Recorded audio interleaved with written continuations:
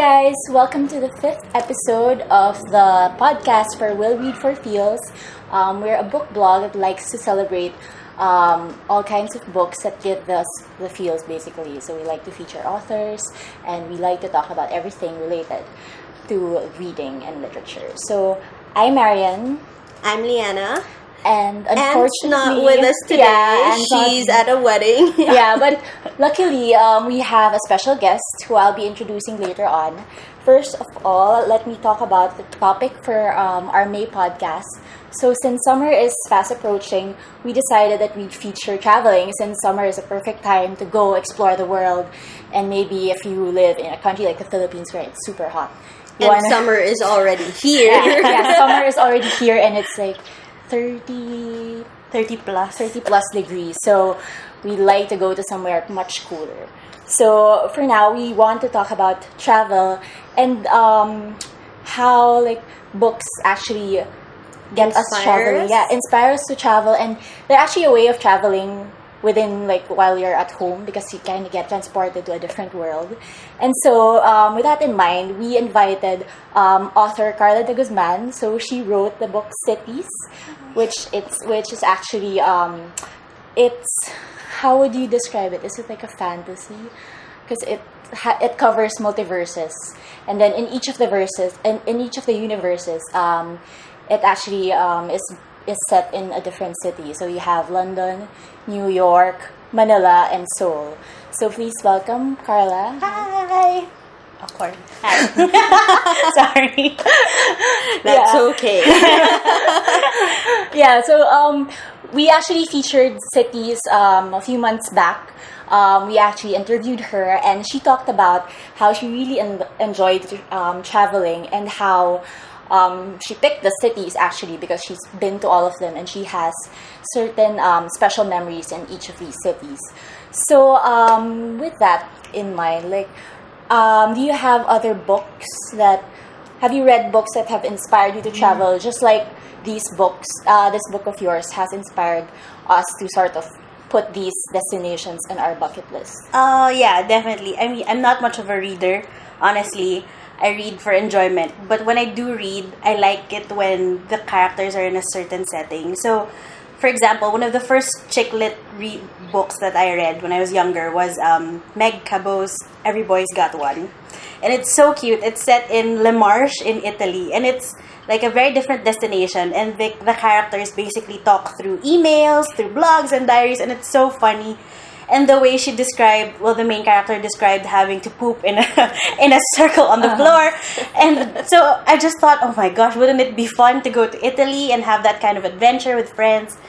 And then I also read Crazy Rich Asians by Kevin Kwan, and it's so funny as well, because I don't usually like going to Singapore for certain reasons, because it's hot, it's, people are kind of mean and stuff like that. But when I read Crazy Rich Asians, I thought, okay, would it be fun to just travel and be like them and sort of kind of act crazy and do whatever I want in a place like Singapore? So those are the two books that kind of inspired me to go to those places. First of all, my first question for you is, why do you love traveling? What inspired your wanderlust, so to speak? I think it was mostly because of my parents. When I was young, our family was literally growing. So every year we had a new brother, new sister. So we couldn't really afford to go to far off places. So what my parents would do was they would put all of us in a van, literally a van, put a mattress on the back, and then we would just drive everywhere. So when I was a kid, it was always weekends in Baguio, weekends in Batangas, in Lobo. So I kind of feel like I grew up sitting in the back of a van with all of my cousins and my brothers and my sisters. And as we grew up, we were able to afford to travel to other places. And I'm lucky enough to have a job that kind of requires me to travel to certain spots. So that's what fueled my love for traveling, because it became a requirement. It became, you get to discover these places while working. So how can you not love traveling? What about books now? Are there books that you would recommend for armchair travelers? Um, Besides your own. in terms of, wanting to go somewhere else, it's usually books based in London and New York. Well, I read chick lit kind of exclusively, so it's always between those two cities. So I think, the usual books like the Shopaholic series is kind of it's so light, it's so easy to read. And Becky, the main character, kind of travels within London and then she goes to New York, and I like the way that those two cities have different vibes in the series. So I recommend reading that. And then, also by the same author, there was one where she had to travel to, I think it was Scotland. The title of the book is Can You Keep a Secret? She had to go to Scotland, and her plane had turbulence, and the whole description of that part was so hilarious. And I thought, every time I'm in turbulence, I'm like, oh my god, is it going to happen to me? Am I going to spill all my secrets to a stranger, and then we'll fall in love? And is this my destiny? So yeah, it's one of those books that had me laughing, and the story is also set in New York, so it was good to read about the certain places that she went, had to visit, and stuff like that. But speaking of cities, Yes. the different cities, you have a new book coming out, and you've given I hints, finished. you've given hints that it'll be set in San Francisco. Yeah. Yeah. The new book is about San Francisco. It's kind of I always like putting a different twist on the romance story, and for this one it's San Francisco, but it's set in a reality show.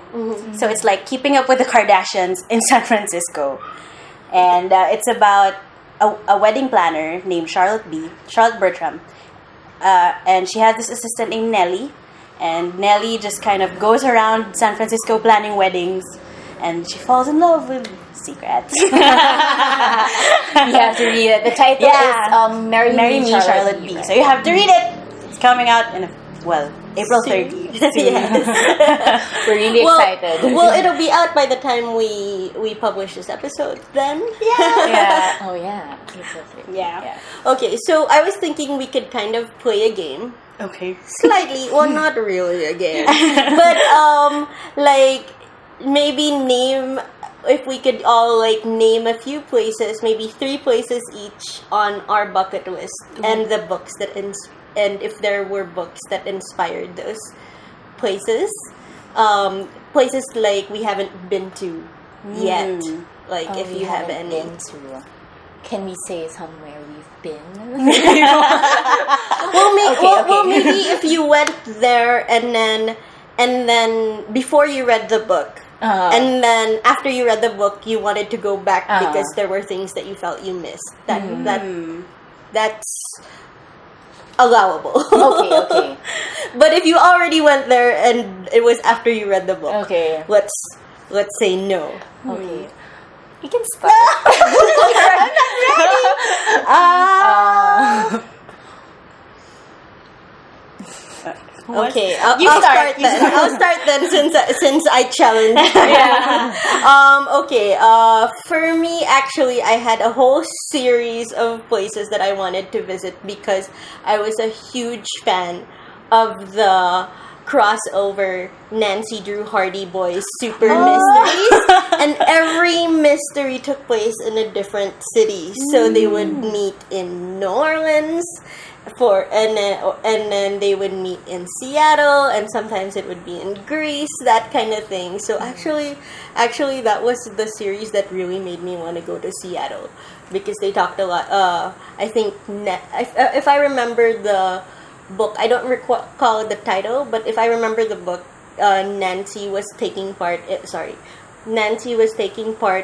in a Save the Whales initiative for the orcas, and Seattle's kind of a hot spot for orcas, and I super love orcas.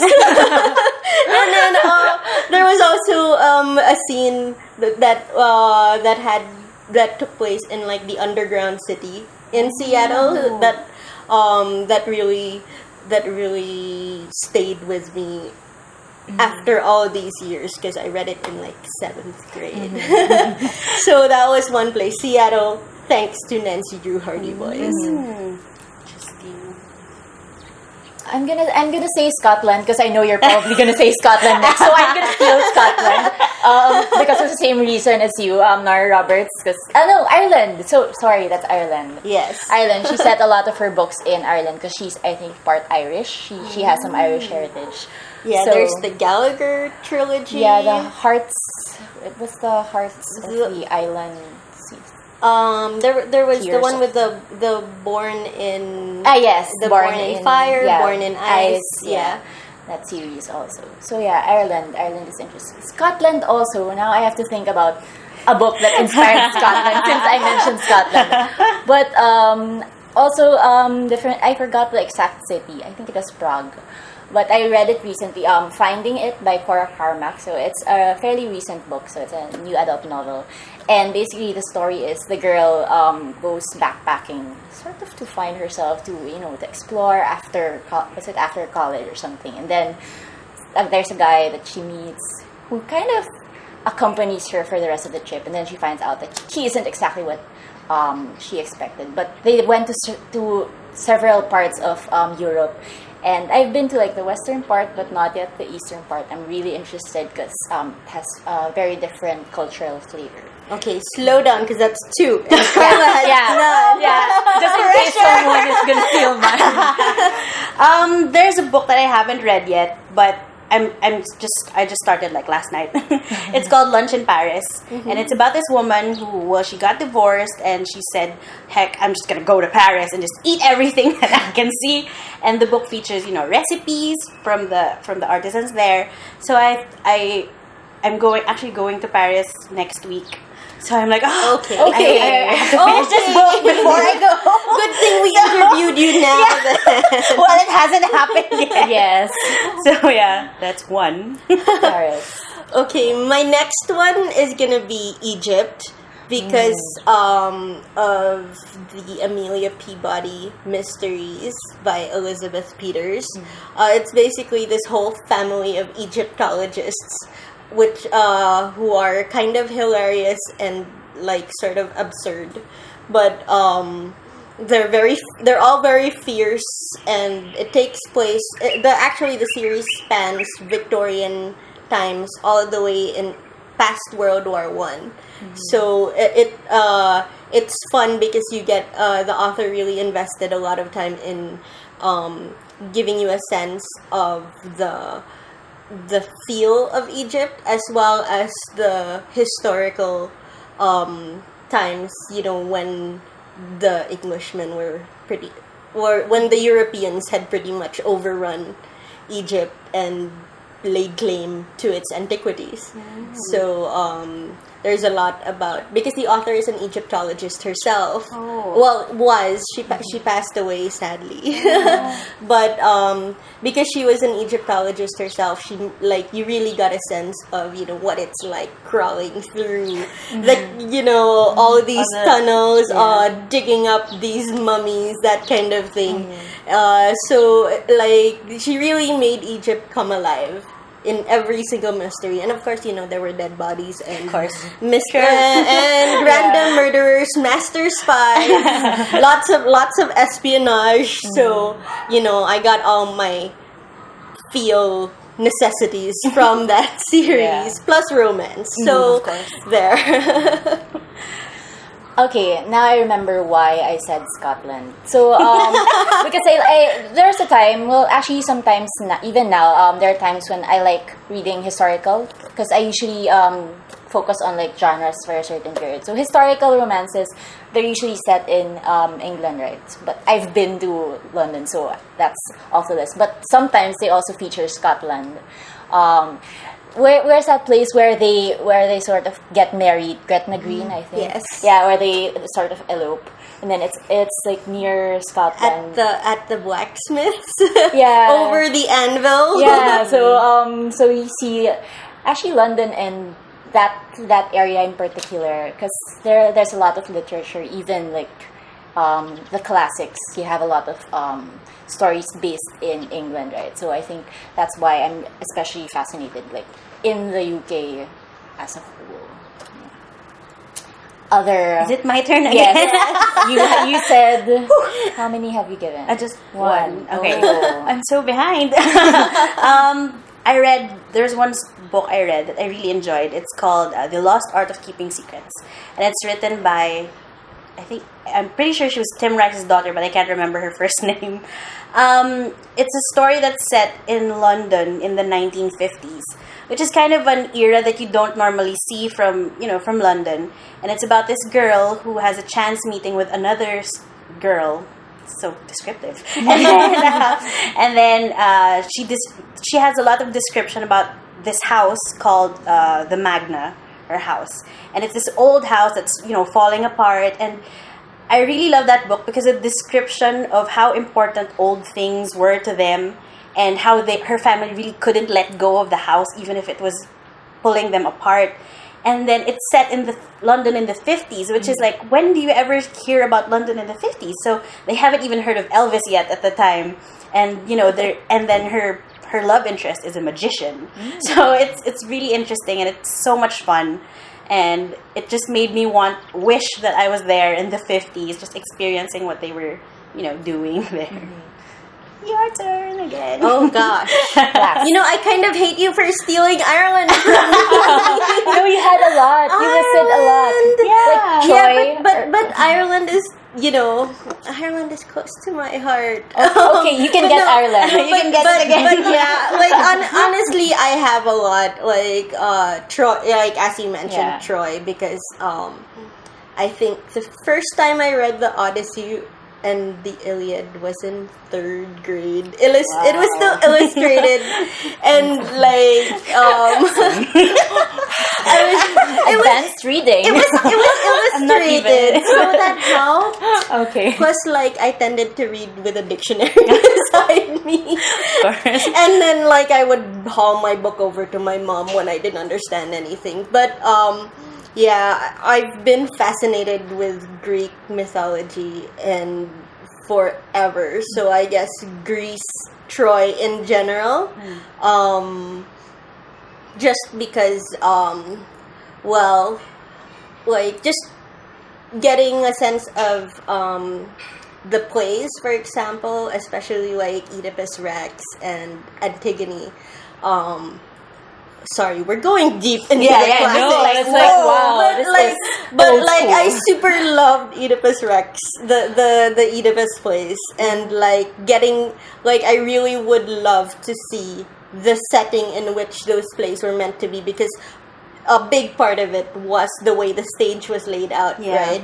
For the what do you call it? The Feast of Dionysus. So yes,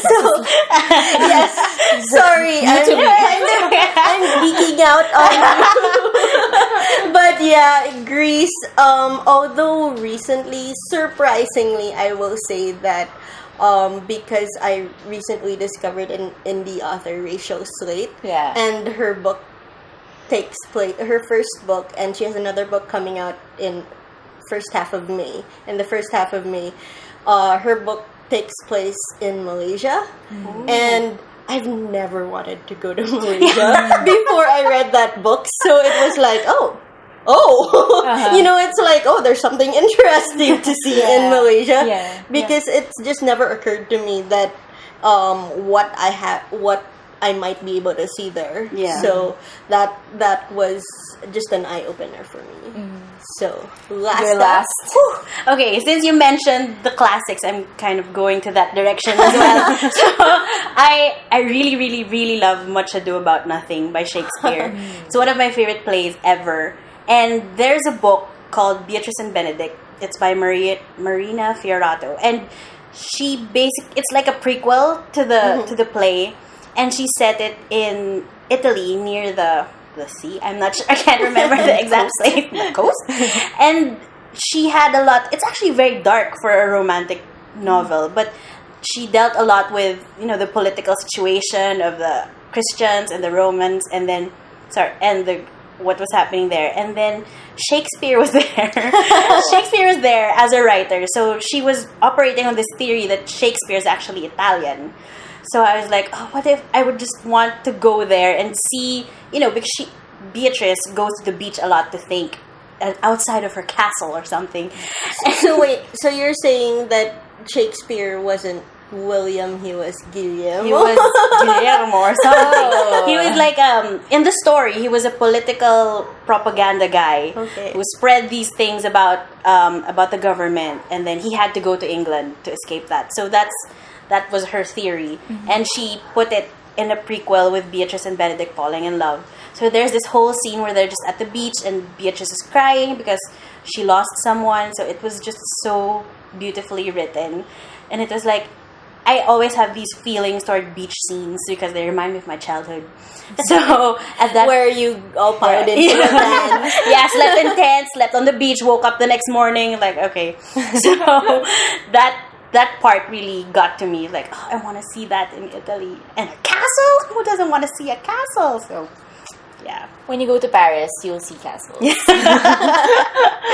So yeah, actually, I was happy that you talked about Malaysia, because it's something that you don't usually see, and we've been talking about these destinations that are usually featured in books. And if you notice, they're mostly like in Europe or in the States, and you rarely, at least in my experience, I rarely see like books set like in Asia or something. Are there specific destinations that you think would be interesting to be featured in books that you'd like to read about? Can I? Or Go ahead. Actually, I had a plan before. I don't know if I think I mentioned it in an interview somewhere, but never really did it. I had a plan to do a story in Camiguin. Because it's a really interesting island, and it's almost in the middle of nowhere, and it takes like 9 hours to get there, and it's an island that has a lot of, but it's gorgeous. It's so gorgeous. And Camiguin is in the Philippines. Yes, sorry. It has a lot of character to it, and people are just like, oh, thank you, Camiguin. So it's so cute. And, it would be interesting to have a story set there because there's no internet, there's no signal, and at 6 p.m. all the lights go out. So to have characters play around that, I really wanted to try that. But, maybe next time. How about you, Lian? Gosh. Like before, if you'd asked me this maybe a couple of weeks ago, I would have said maybe like, honestly, someplace that's been war-torn. Because on my personal bucket list is Iraq and Iran because of Persia and, the Fertile Crescent and Mesopotamia and Babylon. But so like someplace where there's a lot of history but it's been ravaged, and I just kind of want to see without actually going there how that juxtaposition goes, like with the ruins of ancient times and the ruins of modern times, and how that comes together, and whether people living there think about it at all. So, but like recently I read a book set in Sarajevo. So now I feel like I'm not ready to read another war story yet. That book was Fracture by Amanda K. Byrne. And I was just, it was one of those books that's stressful in a good way. But, because you can't not find out what happens on the next page and the next page and the next page, and it was very well done. But it's a book that you need to get yourself into the mindset for. It's not a book you take to the beach. So now I feel like I would say, beaches of the Philippines. Recently there was last year there was writing class called Bukostini Reads, and one of the writers there wrote about Virgin Island. So and so what goes on there, right? But that those kinds of things, I think like featuring more of the Philippines in general would be fun, because a lot of the local books are set right here in Manila. So I would like to see a book set in Visayas, Mindanao, Northern Philippines.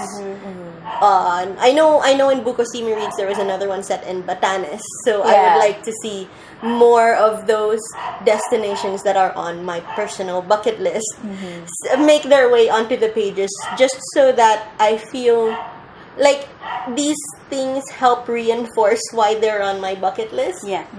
So, like, I guess you guys feel the same way, right? Yeah. But actually, you mentioned Virgin Islands. There's also Naked Islands, Yes. right? So we have like more than 7,000 islands. We have Naked Islands too. So you guys should maybe check that out. What happens in the Virgin Islands and Naked Islands? Lots of things happening, Yeah. you know. Yeah. Yeah, I think it would really be nice to see more of Philippines and Asian countries, because if you think about it, we're also very rich in like history and culture, but it's not figured. It's not as featured in like mainstream literature. Yeah. But the funny thing is that if you talk about like backpackers, like the Australians and the Americans, when they go backpacking, they usually In do the Asia. Asia, like this whole Multi-country multi-country thing. itinerary for like a year. Yeah. So they actually like to visit it. So I'm wondering, I haven't come across a book that's actually sort of like backpacking in Asia that's written by a foreigner. So I don't have you guys encountered something like that? Mostly documentaries. Yeah. Like, I don't know, I watch Anthony Bourdain's Parts Unknown, and you know, he's been to like Laos and those places. So, or no, sorry, Myanmar was the one that I really liked, the episode where he went to Myanmar or Burma. I'm not sure which. It's Myanmar now, Myanmar, right? Yeah. And like, those are the places where you're like, huh, you never really thought about it. Yeah. And like, again, like Malaysia for me, I guess. It's like, what's there? Oh. Caves and temples also in Malaysia. But yeah, I'm sure we can like talk about this topic forever, because travel it's something that I don't know, I'm very passionate about. I know you guys are very passionate about too. So for the whole month of May, we'll be featuring more travel related content on Will Read for Feels. So I hope you guys follow our blog and look out for those special posts. And we'd like to thank again Carla for coming here and guesting in this special episode.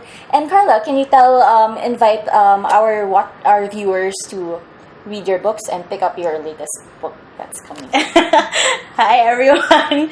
So, please pick up a copy of Cities and Marry Me, Charlotte B. They're both available on Smashwords, Amazon, and you can contact me for the print versions of both. Sorry about that, guys. Actually, we had a minor technical glitch, and our video cuts off right there. But that was actually the end of our show. Carla can't be with us right now because she's actually in Europe. Yeah, traveling, of course. Yeah, so I just follow her on everywhere she is on the internet. Yeah, so check out her blog. That's somemidnight.wordpress.com.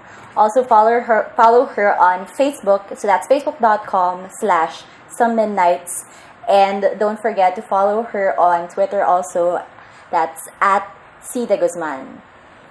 Yeah, and we also want to invite you to play our little game with us and join our challenge.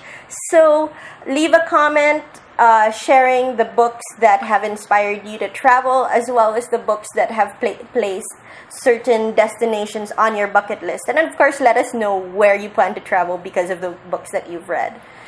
And don't forget to keep checking out our blog. That's www.willreadforfeels.com for more book-related content, author interviews, lists related to books, and everything you can think about related to reading. And then like us on Facebook. That's facebook.com/willreadforfeels. And follow us on Twitter. That's willread4feels, so @willread4feels. And don't forget to subscribe to our YouTube channel, where we not only have this podcast, but we now will be including videos of events, author interviews, and more. So we have a lot of exciting things in store for you in the next few months. We hope we'll see you in the following weeks. And keep traveling, guys. Keep reading. Bye. Bye.